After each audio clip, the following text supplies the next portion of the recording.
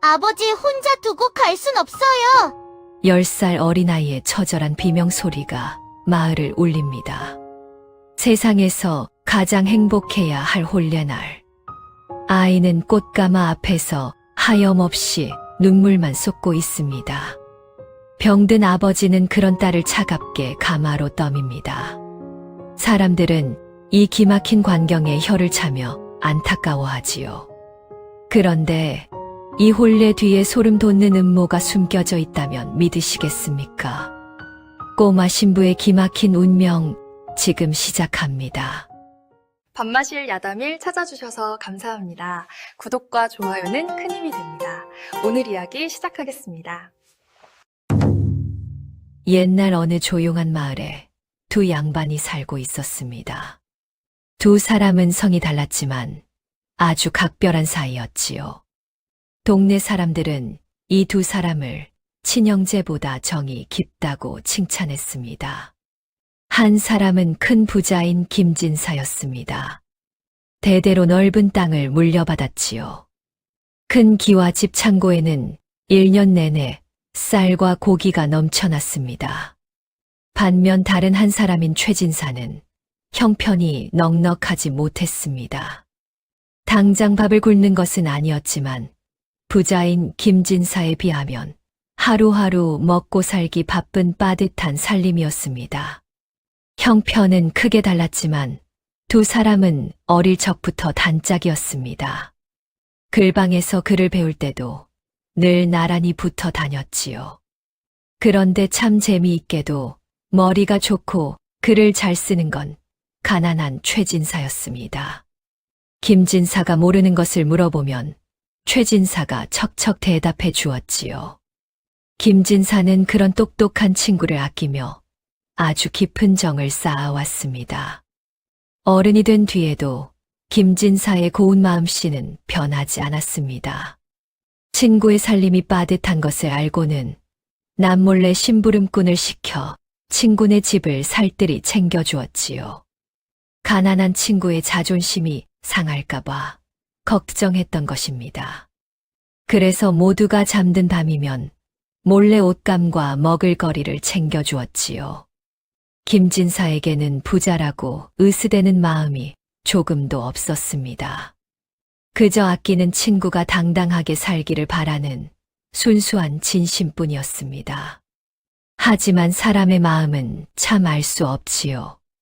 김진사의 따뜻한 배려가 오히려 최진사의 자존심을 건드리고 말았습니다. 처음에는 고마워하던 최진사도 갈수록 마음이 변했습니다. 자꾸 도움을 받다 보니 고마움은 사라지고 무서운 질투심이 생겨나고 만 것입니다. 특히 몇 해 전이었습니다. 최진사의 아내가 병으로 세상을 떠났지요. 그때 최진사의 마음속에는 아주 깊은 원망이 생겨났습니다. 김진사처럼 돈이 많았다면 내 아내를 살릴 수 있었을 텐데. 최진사는 아내를 잃은 것이 전부 자신의 가난 때문이라고 믿었습니다. 그런데 담장 너머 부자 김진사네 집에서는 매일같이 사람들의 웃음소리가 들렸습니다. 그 소리를 들을수록 최진사는 비참해졌고 마침내 무서운 마음을 품게 되었습니다. 도대체 세상이 어찌 이리 불공평한가? 어릴 적엔 분명 내가 훨씬 똑똑했는데 저 녀석은 부모 잘 만난 덕에 평생을 잘 살고 나는 왜 이렇게 가난하게 살아야만 하나? 왜 내가 저 녀석이 던져주는 도움에 매번 굽신거리며 고마워해야 한단 말인가?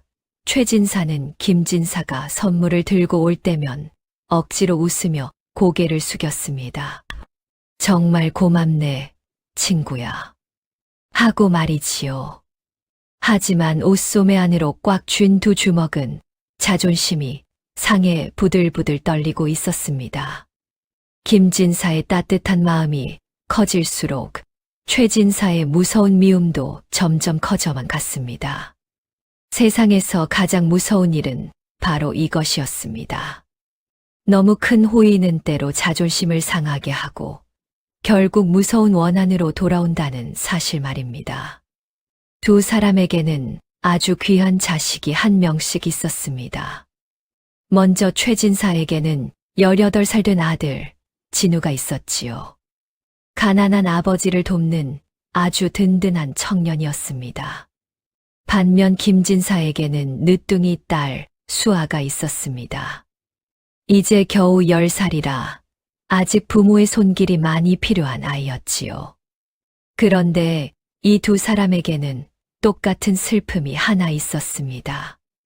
바로 아이들의 엄마가 모두 일찍 세상을 떠났다는 가슴 아픈 사실이었습니다.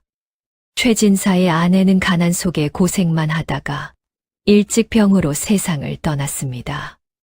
고운 옷 한 번 입어보지 못한 제 말입니다. 김진사의 아내 역시 늦은 나이에 딸 수아를 낳다가 몸이 상했습니다. 갓난아기 얼굴만 겨우 한 번 안아보고 그만 세상을 떠나고 말았지요. 엄마 없이 아이를 홀로 키우는 똑같은 처지. 두 사람은 전보다 훨씬 더 자주 만나 서로의 슬픔을 나누었습니다. 그러던 어느 날이었습니다. 김진사가 최진사를 조용히 사랑방으로 불렀습니다. 늦은 밤까지 술을 마시던 자리였지요. 술 기운이 오르자 김진사는 엄마 없는 어린 딸이 안쓰러워 깊은 한숨을 내쉬었습니다. 그리고 친구 최진사에게 아주 뜻밖의 이야기를 조심스레 꺼냈습니다. 이복의 친구, 우리 두 아이를 맺어주는 것이 어떻겠나. 평생 좋은 친구로만 지낼 게 아니라 이제는 진짜 한 식구가 되어 보자는 말일세. 내 딸 수아가 아직은 어린아이지만 자네의 듬직한 아들 진우라면 나는 굳게 믿는다네. 험한 세상에서 평생 우리 수아를 든든하게 지켜주고 아껴줄 테니 말이야. 수아가 자라 어른이 되면 자네 아들과 꼭 혼인을 시켜주세. 우리 두 집안이 서로 의지하며 끈끈한 진짜 가족으로 살았으면 참 좋겠네. 김진사가 이런 제안을 한 데에는 아주 슬픈 이유가 있었습니다. 자신이 병들어 먼저 세상을 떠나면 홀로 남을 어린 딸이 너무나 걱정되었기 때문입니다. 그래서 세상에서 가장 믿는 친구와 그 듬직한 아들에게 하나뿐인 귀한 딸을 안심하고 맡기고 싶었지요. 친구의 진심을 전해 들은 최진사는 깜짝 놀라고 말았습니다. 고을에서 제일 가는 부자가 가난한 자기 집안의 딸을 주겠다니 도무지 믿기지 않았던 것입니다. 보통 사람이라면 엎드려 고마워할 일이었습니다. 하지만 평생 부자 친구 곁에서 기가 죽어 마음이 몹시 비뚤어진 최진사였습니다. 안타깝게도 그의 마음속에는 아주 나쁜 생각이 먼저 떠올랐습니다. 처음에는 그저 자존심이 상해 속으로 불만만 가득했지요. 그런데 술에 취해 자기 손을 잡은 김진사의 얼굴을 보던 순간이었습니다. 최진사의 머릿속에 갑자기 아주 무서운 계산이 떠올랐습니다. 가만히 따져보니 저 큰 부자인 김진사에게는 대를 이을 아들이 없었습니다. 오직 10살 된 어린 딸 수아 하나뿐이라는 사실이 떠오른 것입니다. 잠깐, 수아가 우리 집 며느리가 되면 과연 어떻게 되는 걸까? 저 친구는 대를 이을 아들이 없으니 저 많은 곡식과 넓은 땅은 전부 수아 차지가 되겠지. 그렇다면 내 아들 진우가 그 엄청난 재산을 모두 물려받게 되는 거다. 우리 집도 하루아침에 고을 최고 부자가 될 수 있겠구나. 여기까지 생각이 미치자 최진사는 가슴이 마구 뛰기 시작했습니다. 그동안 부자 친구가 주는 선물 앞에서는 억지로 고개를 숙이며 고마운 척을 했지요. 그 초라하고 비참했던 기억들이 사라지며 속으로 아주 짜릿한 기분마저 들었던 것입니다. 하지만 사람의 욕심은 참 끝이 없고 무섭습니다. 속으로 혼자 기뻐하던 최진사는 갑자기 정신이 번쩍 들었습니다. 두 아이가 혼인을 한다고 해도 당장 소용이 없었기 때문입니다. 건강하게 살아있는 김진사가 버티는 한 그 어마어마한 재산은 절대 자기 마음대로 할 수 없다는 사실을 깨달은 겁니다. 저 재산을 진짜 내 것으로 만들려면, 그래, 저 녀석이 이 세상에 없어야 해. 저 녀석이 수아를 우리 집에 보내고 곧바로 세상을 떠나준다면, 어린 며느리를 돌본다는 핑계로 이 기와집과 재물은 영원히 내 차지가 될 텐데, 여기까지 끔찍한 생각이 미치자 최진사는 저도 모르게 마른 침을 삼켰습니다. 속으로는 친구의 재산을 빼앗을 무서운 궁리를 하면서도 겉으로는 깜짝 놀란 척을 했습니다. 최진사는 친구의 두 손을 덥석 잡고 말했습니다. 이 사람아, 무슨 약한 소린가. 자네가 오래 살아서 손주들까지 봐야지. 당연히 수아는 내 친딸처럼 거두어 줄 테니 아무 걱정하지 말게나. 최진사는 뻔뻔한 거짓말을 하며 가짜 눈물까지 흘려주었습니다. 친구를 굳게 믿은 김진사는 그저 안심하며 껄껄 웃을 뿐이었지요. 착한 김진사는 미처 보지 못했습니다. 최진사의 입가에 번진 아주 잔인한 미소를 말입니다. 그 무서운 계획을 세운 날부터 최진사는 고을 약방들을 찾아다녔습니다. 마침내 제일 큰 약방에 들어선 그는 주인에게 슬그머니 다가가 속삭였습니다. 주인장, 내가 요즘 약재 공부를 하고 있소. 책을 보니 참 신기한 내용이 있더군. 따로 먹으면 좋은 약인데 함께 다려 먹으면 기운이 떨어져서 끝내 목숨을 앗아가는 약재가 진짜 있소. 그저 공부하다 궁금해서 묻는 것이니 이상하게 생각하지 말게나. 약방 주인은 안 된다며 두 손을 저었습니다. 아이고, 나으리, 무슨 무서운 말씀을 하십니까? 사람 살리는 약방에서 사람 잡는 방법을 알려달라니요. 자칫하면 사람 목숨이 날아가는 끔찍한 일입니다. 저는 절대 알려드릴 수 없습니다. 하지만 최진사는 하나도 당황하지 않았습니다. 오히려 품속에서 아주 무거운 돈꾸러미를 꺼내 탁자 위에 툭 올려놓았습니다. 선비로서 책을 읽다 궁금해서 약재 공부를 해보려는 것뿐이네. 어찌 사람 목숨을 해치겠는가. 정말 궁금해서 묻는 것이네. 눈앞에 놓인 어마어마한 돈꾸러미. 그 돈을 보자 약방 주인의 눈에 서서히 탐욕이 생겼습니다. 사람을 살려야 한다는 올바른 마음도 돈 앞에서는 힘없이 무너졌습니다. 결국 최진사는 몸에 좋은 귀한 인삼과 함께 먹으면 독이 되는 무서운 약재까지 모조리 사서 나왔습니다. 최진사는 엄청난 돈을 주며 무서운 약속을 맺었습니다. 약을 한 번 사는 것으로 끝내지도 않았지요. 며칠에 한 번씩 약방을 드나들며 약방 주인과 아주 가깝게 지냈습니다. 처음에는 벌벌 떨던 약방 주인. 하지만 자꾸 찾아와 두둑한 돈을 주자 마음이 완전히 달라졌습니다. 나중에는 나쁜 짓이라는 것도 있고 반갑게 마중까지 나왔지요.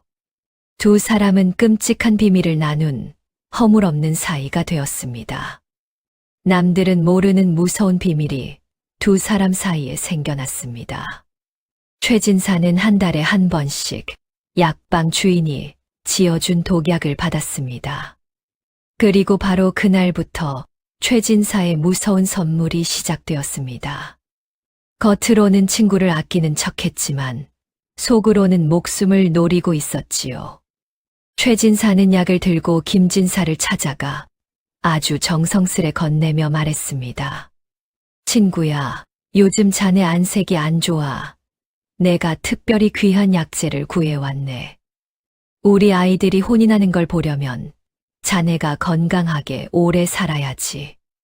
그러니 아침 저녁으로 하루도 거르지 말고 이 약을 꼭 다려 마시게. 김진사는 크게 감동하며 대답했습니다. 나를 챙겨주는 건 자네뿐이네. 이 은혜를 어찌 다 갚을까? 김진사는 친구가 준 약을 아주 귀한 보물처럼 여겼습니다. 매일 아침 저녁으로 다려 마셨지요. 이 약을 먹고 건강해져서 어린 딸 수아 곁을 오래오래 지켜줄 거라 믿었기 때문입니다. 하지만 참으로 무서운 일이었습니다. 매일 고맙게 들이켜던 그 약은 사실 목숨을 빼앗는 끔찍한 독약이었던 겁니다. 친구를 굳게 믿고 하루도 빠짐없이 약을 먹은 지 반년. 튼튼했던 김진사의 몸에 이상한 변화가 생기기 시작했습니다. 가뿐하게 들던 물건도 이제는 혼자 들기 버거웠습니다. 조금만 움직여도 숨을 헐떡이게 되었지요. 아침에 일어날 때마다 몸이 무척 무거웠습니다. 자꾸만 자리에 눕고 싶어지는 이상한 피곤함을 느낀 것입니다. 용하다는 의원들을 모두 불러보았지만 다들 고개만 갸우뚱할 뿐이었습니다. 그저 나이가 들어 기운이 빠진 것이니 푹 쉬라는 말만 남기고 돌아갔습니다. 당장 죽을 병에 걸린 것은 아니었습니다. 하지만 하루가 다르게 기운이 빠졌지요. 김진사 스스로도 몸이 예전 같지 않음을 확실히 느끼고 있었습니다. 혹시라도 알아누워 먼저 세상을 떠날까봐 그것이 가장 큰 걱정이었습니다. 험한 세상에 혼자 남을 어린 딸 수아 걱정에 도무지 밤잠을 이룰 수가 없었지요. 그래서 아직 몸을 움직일 수 있을 때 서둘러 딸을 시집 보내기로 굳게 마음먹었습니다. 김진사는 가장 믿는 친구 최진사를 불러 조심스레 속마음을 꺼냈습니다. 그 말을 듣고 최진사는 속으로 몹시 기뻐했습니다. 약방 주인과 몰래 꾸민 무서운 계획이 자기 뜻대로 풀리고 있었기 때문입니다. 속으로는 너무 기뻐서 당장 춤이라도 추고 싶었지요.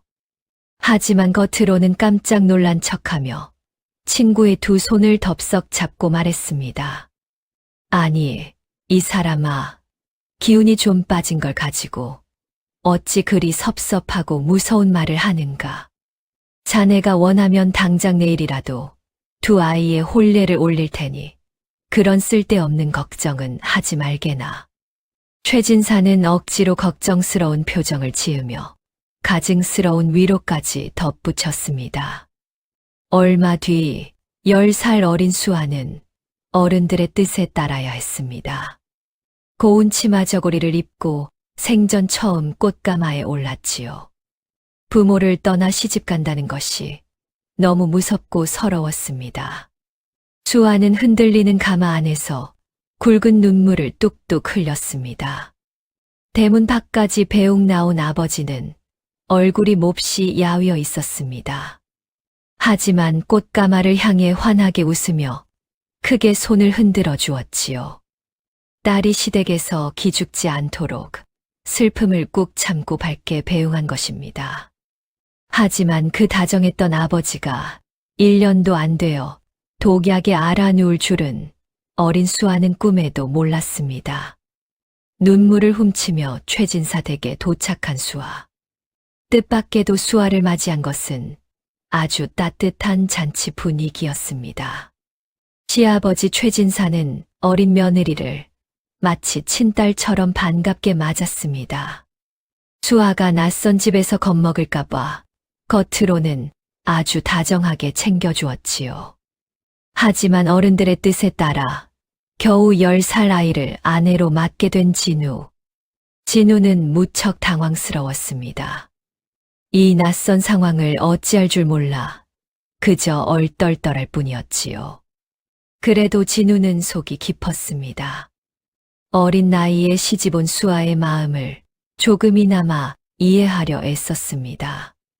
하지만 워낙 무뚝뚝한 성격이라 수아에게 다가갈 줄을 몰랐습니다. 다정하게 말을 건네는 대신 어색하게 헛기침만 몇 번 할 뿐이었지요. 그러고는 서둘러 자기 방으로 돌아가 밤낮으로 글 공부에만 매달렸습니다. 한편 수아를 며느리로 앉혔지만 최진사에게 당장 재산이 들어오진 않았습니다. 수아의 아버지가 숨을 헐떡이면서도 끈질기게 살아있었기 때문입니다. 최진사의 속마음은 오직 하나였습니다. 친구가 빨리 세상을 떠나기만을 바라는 아주 무서운 생각뿐이었습니다. 며느리를 집에 들였으니 더는 다정한 시아버지 흉내를 낼 필요가 없어진 것입니다. 아침 저녁으로 인사하는 수아에게 이제는 따뜻한 눈길 한 번 주지 않았습니다. 하루 종일 방에 틀어박혀 오직 친구의 재산을 빼앗을 음흉한 궁리만 했습니다. 무서운 계획에만 빠져 있어 어린 며느리에게는 조금도 신경 쓰지 않았지요. 낯선 집에서 외로워진 수아가 조심스레 다가가 말을 건넬 때면 최진사는 몹시 귀찮아하며 매몰차게 손사래를 쳤습니다. 어른들 곁에 얼쩡거리지 말고 나가서 휘장난이나 하며 혼자 놀아라. 가여운 어린아이를 차갑게 밖으로 내몰았습니다. 낯선 시댁에서 수아를 챙겨주는 사람은 이제 아무도 없었습니다. 가여운 수아는 아침부터 저녁까지 마당 구석에 쪼그려 앉아 시간을 보냈습니다. 나비와 들꽃에게 혼잣말을 하며 외로운 하루를 견디는 것이 전부였지요. 하지만 수아를 가장 아프게 한 것은 자기 자신의 외로운 처지가 아니었습니다.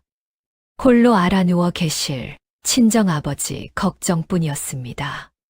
밤이 되어 달이 뜨면 수아는 두 손을 꼭 모았습니다. 아버지가 약은 잘 드시는지, 더 아프진 않으신지 눈물로 기도했습니다. 아버지가 하루빨리 병을 털고 일어나 자신을 보러 오기만을 간절히 빌었지요. 이런 지극한 효심에도 불구하고 시아버지의 끔찍한 계획은 다가오고 있었습니다. 가여운 수아는 그 무서운 진실을 꿈에도 알지 못했습니다. 맑고 화창한 어느 날 오후였습니다. 시집 와서도 늘 혼자였던 어린 수아. 조용한 뒤뜰 나무 그늘에 앉아 있었습니다. 아버지를 생각하며 훌쩍이던 수아는 들꽃을 만지며 쓸쓸히 시간을 보냈지요. 그런데 바로 그때였습니다. 사랑방 쪽에서 낯선 목소리가 들렸습니다. 누가 왔는지 궁금해진 수아는 발소리를 죽이고 뒷문으로 다가갔습니다. 방 안에는 고을 약방 주인이 있었습니다. 아들의 혼인을 축하하러 온 것이었지요. 약방 주인은 최진사의 무서운 계획을 꿈에도 모르고 있었습니다. 그저 약재를 공부하는 착한 선비로만 믿고 아무 의심 없이 반갑게 안부를 물었습니다. 나으리, 아드님 혼례를 축하드립니다. 그동안 사 가신 약재들은 공부에 도움이 되시는지요? 걱정되는 마음에 한 말씀 더 올립니다. 지난번 사 가신 약재는 특히 조심하셔야 합니다. 따로 쓰면 괜찮지만 잘못 섞어 다리면 사람의 기운을 말려 죽이는 독이 되거든요. 나으리께서야 공부로만 보시겠지만 워낙 위험한 물건이라 다시 주의를 드립니다. 혹시라도 누가 보약인 줄 알고 마시면 정말 큰일 나니까요. 이 말을 듣는 순간 최진사는 가슴이 덜컥 내려앉았습니다. 남이 들을까봐 겁이 났던 것이지요. 그는 황급히 방문을 닫고 주변을 살폈습니다. 그러고는 목소리를 낮추어 약방 주인을 윽박 지르기 시작했습니다. 쉿! 목소리를 낮추지 못할까? 누가 들으면 어쩌려고 함부로 입을 놀리는가?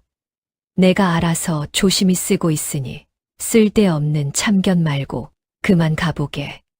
자, 여기 수고비니 당장 받고 돌아가게. 앞으로 내 허락 없이는 이 집에 발도 들이지 말게. 밖에서 그 약재 이야기는 절대 입 밖에 꺼내지도 말게. 알겠는가? 나무 기둥 뒤에서 이 대화를 엿듣게 된 수아. 10살 수아의 조그만 몸은 무서움에 덜덜 떨리기 시작했습니다. 약방 주인이 말한 그 약재 이름들이 아버지가 매일 드시던 보약 재료와 똑같았기 때문입니다. 아버지를 살리는 약인 줄 알았는데 사실은 목숨을 빼앗는 독약이었던 겁니다. 약방 주인의 걱정이 도리어 무서운 진실을 알려주는 열쇠가 되었습니다. 아버지가 알아놓은 진짜 이유는 시아버지가 건넨 약 때문이었습니다. 그 약이 무서운 독약임을 알게 된 수아는 너무나 큰 충격을 받았습니다. 시아버지는 겉으로 웃고 있었지만 뒤로는 친구를 죽이고 있었던 겁니다. 시아버지의 잔인한 진짜 얼굴을 알게 되자 수아는 덜컥 겁이 났습니다. 두 뺨 위로 하염없이 눈물이 쏟아졌지만 들킬까봐 소리조차 낼 수 없었지요. 혹시 자기 목숨까지 빼앗을까봐 입을 꽉 막고 숨죽여 눈물만 삼켰습니다. 방으로 돌아온 수아는 밤마다 이불을 뒤집어 쓰고 울었습니다. 나쁜 약을 드시고 아파할 아버지를 생각하니 베개가 다 젖을 정도였지요. 당장 친정으로 달려가 알리고 싶었지만 어린아이 말을 믿어줄지 두려웠습니다. 시아버지가 눈치챌까봐 발도 떼지 못한 채 혼자서 소가리만 할 뿐이었습니다. 고민 끝에 수아는 남편 진우를 찾아갔습니다. 이 집에서 도움을 청할 사람은 진우뿐이었지요. 모두가 잠든 깜깜한 밤이었습니다. 수아는 떨리는 손으로 남편의 방문을 두드렸습니다. 책을 보던 진우가 의아해하며 문을 열었습니다. 그곳에는 눈물 범벅이 된 수아가 서 있었지요. 진우는 깜짝 놀라 무슨 일이냐며 물었습니다. 수아는 그 자리에 엎드려 울음을 터뜨렸습니다. 서방님, 제발 우리 아버지를 살려주세요. 당황한 진우에게 수아는 그동안 있었던 모든 일을 털어놓았습니다. 이야기를 들은 진우는 너무 놀란 나머지 들고 있던 책을 바닥에 떨어뜨렸습니다. 진우는 얼굴이 굳어진 채 고개를 저었습니다. 그게 무슨 무서운 소리냐. 내가 나쁜 꿈을 꾼 것이 분명하다. 진우는 믿기지 않는 현실을 부정했습니다. 수아는 엿들었던 대화 내용을 하나하나 자세히 말하며 눈물로 호소했습니다. 제발 한 번만 믿고 아버지를 구해달라며 엎드려 간절히 애원했지요. 진우는 도무지 믿고 싶지 않았습니다. 존경하던 아버지가 사람의 목숨을 노리다니 도저히 받아들일 수 없는 일이었습니다. 더구나 은혜를 베풀어 준 친구를 재물 때문에 해치려 한다는 사실이 괴로웠지요. 마음이 어지러워진 진우는 울다 지친 수아를 방으로 돌려보냈습니다. 하지만 수아의 무서운 말들이 귓가에 맴돌아 진우 역시 밤새 한숨도 자지 못했습니다. 이윽고 날이 밝아 아버지가 집을 나서자 진우는 수아의 손을 잡고 약방으로 향했습니다. 수아의 말이 제발 사실이 아니기를 바라는 마음으로 조심스럽게 약방 문을 열고 들어섰지요. 진우는 겁먹은 수아를 등 뒤에 숨기고 약방 주인에게 인사를 건넸습니다. 진우는 자신이 최진사의 아들이라고 밝히며 아주 자연스럽게 거짓말을 했습니다. 아버지가 요즘 약 공부에 너무 매달리셔서 아들로서 도움을 드리고 싶어 왔습니다. 진우는 아버지가 사간 약재가 무엇인지 알려달라고 살갑게 부탁했습니다. 평소 돈을 많이 주던 단골의 아들이라 약방 주인은 조금도 의심하지 않았지요. 참 효심 깊은 아드님이시군요. 주인은 껄껄 웃으며 장부를 펼쳐 보여주었습니다. 최진사가 몰래 사갔던 약재의 이름과 그 약들이 얼마나 위험한지 자세히 설명해 주었지요. 집으로 돌아오는 길, 진우는 다리에 힘이 풀려 바닥에 털썩 주저앉고 말았습니다. 겉으로는 둘도 없는 친구처럼 웃으면서 뒤로는 은인의 목숨을 끊어온 아버지. 그 잔인한 진실을 떠올리자 진우는 숨조차 쉬기 어려웠습니다. 가슴이 너무나 아프고 괴로워 진우는 소리 없이 눈물만 흘렸습니다. 옆에서 울던 어린 수아는 주저앉아 있는 진우의 옷소매를 붙잡았습니다. 그리고 빨리 친정집에 가서 이 모든 사실을 알려야 한다고 애원했습니다. 진우는 괴로운 고민에 빠졌습니다. 아버지를 지키기 위해 비밀로 할 것인지, 장인어른을 살리기 위해 죄를 밝힐 것인지, 18 청년이 감당하기에는 너무나 가혹한 운명이었습니다. 진우는 결국 아버지에게 직접 진실을 들어보기로 마음먹었습니다. 그는 무거운 발걸음으로 아버지의 방에 들어갔습니다. 진우는 아버지를 똑바로 보지 못한 채 떨리는 목소리로 물었습니다. 오늘 약방에 가서 모두 확인했습니다. 아버지가 사 오신 그 약을 정말 장인어른께 드린 것이 맞습니까? 그 말을 듣자 최진사는 크게 놀랐습니다. 하지만 겉으로는 오히려 펄쩍 뛰며 아무것도 모르는 척 시치미를 뗐습니다. 이놈아, 평생 나를 도와준 친구에게 어찌 그런 독약을 먹이겠느냐. 그저 나이 들어 공부하려고 샀을 뿐이니 말도 안 되는 소리 당장 집어치워라. 아버지가 강하게 부인하자 진우는 흔들렸습니다. 하지만 진우는 다시 한번 되물었습니다. 그럼 그 위험한 약재들이 지금 어디 있습니까? 최진사는 당황하며 핑계를 댔습니다. 약재가 다 썩은 것 같아서 아궁이 불에 몽땅 태워버렸다는 말이었습니다. 눈도 못 맞추는 아버지의 거짓말에 진우는 도저히 믿을 수가 없었습니다.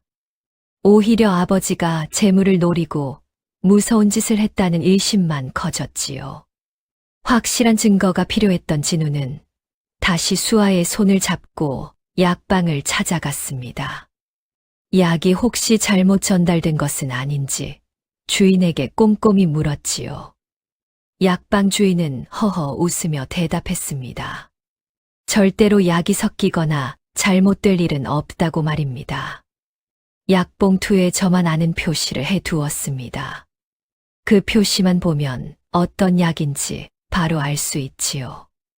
약봉투에 특별한 그림 표시가 있다는 말에 진우와 수아는 무언가 깨달았습니다. 서방님, 어서 가서 저희 아버지 약봉투를 직접 확인해 봐야 합니다. 두 사람은 서둘러 약방을 뛰쳐나왔습니다. 숨이 턱끝까지 차오르도록 쉬지 않고 친정집으로 달려갔지요. 마침내 장인어른 댁에 도착한 두 사람. 대문을 열고 마당으로 뛰어 들어갔습니다. 곧장 아버지가 계신 사랑방으로 들어갔지요. 몹시 야윈 모습으로 숨을 몰아쉬는 김진사에게 다급하게 인사를 올렸습니다. 인사가 끝나기도 전에 수아가 움직였습니다. 구석에 놓인 약상자로 달려갔지요. 수아는 떨리는 손으로 약봉투들을 정신없이 뒤지기 시작했습니다.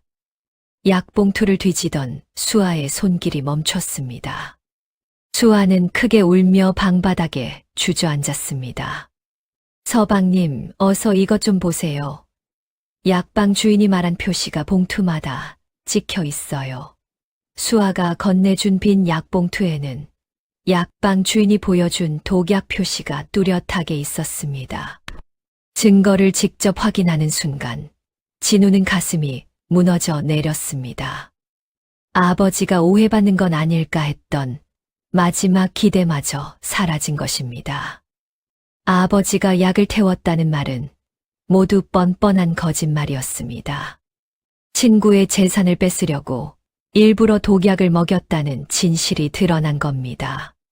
진우는 약봉투를 꽉 움켜쥐었습니다. 그리고 울면서 방바닥을 내리쳤지요. 아버지가 어찌 이런 끔찍하고 잔인한 짓을 하셨단 말입니까? 친아버지를 직접 벌해야 한다는 사실에 진우는 가슴이 너무나 아팠습니다. 하지만 진실을 모른 척하면 장인어른과 아내 수아까지 위험해질 게 뻔했습니다. 아버지가 무섭고 두려운 존재일지라도 사람 목숨을 뺏는 악행을 더는 볼 수 없었습니다. 진우는 단단히 마음을 고쳐먹었습니다. 수아야, 내가 장인어른을 꼭 살려드릴 테니 걱정 말고 여기서 아버님 곁을 지키고 있거라. 진우는 눈물을 닦고 자리에서 일어났습니다. 더 이상의 억울한 죽음을 막기 위해 곧장과 나를 향해 단호하게 발걸음을 옮겼습니다. 관아에 도착한 진우는 바닥에 무릎을 꿇었습니다. 품속에 숨겨두었던 약봉투를 꺼내놓으며 참았던 울음을 크게 터뜨렸습니다. 사또 나으리, 제 아버지가 재물에 눈이 멀어 은인과도 같은 김진사를 해치려 했습니다. 여기 증거인 약봉투와 약방 주인의 말이 있습니다. 부디 억울한 생명을 살려주십시오. 제 아버지의 죄를 법대로 엄하게 다스려 주시옵소서. 사또의 명령이 떨어지자 포졸들이 최진사의 집으로 들이닥쳤습니다. 재산을 가로챌 생각에 빠져 있던 최진사는 영문도 모른 채 밧줄에 묶여 끌려갔습니다. 관아 마당에 꿇어앉은 최진사는 눈물을 흘리며 서 있는 아들 진우를 보았습니다. 최진사는 미친 듯이 소리를 질렀습니다. 이놈아, 어찌 자식이 아비를 고발하느냐? 내가 정령 제정신이냐? 아버지는 아들을 원망하며 험한 말을 퍼부었지요. 하지만 진우는 아무 말 없이 눈물만 쏟았습니다. 사또의 매서운 신문이 시작되었습니다. 약방 주인이 모든 사실을 털어놓았지요. 확실한 증거 앞에 최진사도 고개를 떨구었습니다. 더는 거짓말을 할 수 없었던 것입니다. 사또는 은인을 배신하고 목숨을 노린 죄가 너무나 무겁고 나쁘다고 호통쳤습니다. 결국 최진사는 호되게 매를 맞고 먼 섬으로 영원히 쫓겨나고 말았습니다. 최진사는 재산을 하나도 얻지 못한 채 어두운 감옥에 갇히고 말았습니다. 그는 그제야 가슴을 치며 후회했습니다. 욕심 때문에 친구를 배신하고 아들과 내 삶까지 모두 잃었구나. 진우는 아버지를 감옥에 보냈다는 생각에 매일 밤 남몰래 눈물을 흘렸습니다. 하지만 장인어른을 살리는 것이 아버지의 죄를 씻는 길이라 믿었습니다. 진우는 약방에서 독을 푸는 약을 가져와 밤낮으로 정성껏 간호했습니다. 10살 수아도 약을 다리며 정성을 다했지요. 조심스럽게 약을 떠서 아버지께 드렸습니다. 두 사람의 정성 덕분인지 한 달이 지나자 기침이 줄어들었습니다. 2달이 지나자 김진사는 스스로 마당을 걸을 만큼 기운을 차렸습니다. 건강을 되찾은 김진사는 그동안 있었던 슬픈 일들을 모두 들었습니다. 하지만 친구를 원망하기보다는 그저 씁쓸한 한숨만 길게 내쉬었습니다. 친구를 믿었지만 그 속에 질투가 있는 줄은 몰랐구나. 내가 잘난 척을 해서 친구의 마음을 아프게 한 건 아닌지 참으로 부끄럽고 가슴이 아프다. 김진사는 아버지를 고발한 사위 진우의 아픈 마음을 헤아려 주었습니다. 죄인처럼 고개를 숙인 진우의 두 손을 꽉 잡았지요. 아버지를 고발한 것은 나쁜 짓이 아니라 생명을 살리기 위한 용기 있는 행동이라고 위로했습니다. 진우야, 내가 진실을 숨겼다면 우리 부녀는 이미 죽었을 것이다. 내가 바로 우리 목숨을 살려준 은인이다. 이제 너를 친아들로 생각할 테니 아비의 잘못 때문에 기죽지 말고 어깨를 펴거라. 김진사는 진우를 믿고 집안의 모든 살림을 맡겼습니다. 진우는 아버지의 죄를 대신 갚는 마음으로 장인을 정성껏 모셨지요. 또한 어린 아내 수아가 잘 자라도록 평생 아끼고 사랑하겠다고 굳게 다짐했습니다. 비록 욕심과 눈물로 시작된 일이었지만 청년의 바른 마음 덕분에 세 사람은 행복하게 살게 되었습니다. 세월이 조용히 흘렀습니다. 꼬마 신부였던 수아는 아름다운 어른으로 훌쩍 자랐습니다.